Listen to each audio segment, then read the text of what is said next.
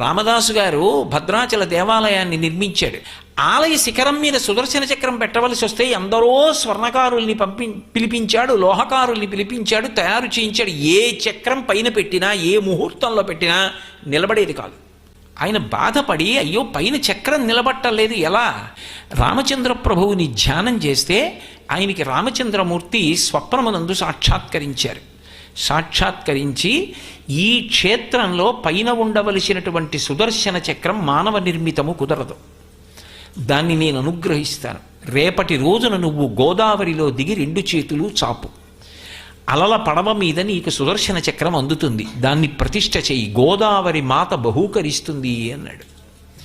ఆయన మరునాడు స్నానం చేసి గోదావరి నదిలో నిలబడి 2 చేతులు చాపి రామచంద్రమూర్తిని ప్రార్థన చేశారు. నీటి మీద తేలుతూ వచ్చింది సుదర్శన చక్రం. అదే ఇప్పటికీ భద్రాచల దేవాలయం శిఖరం.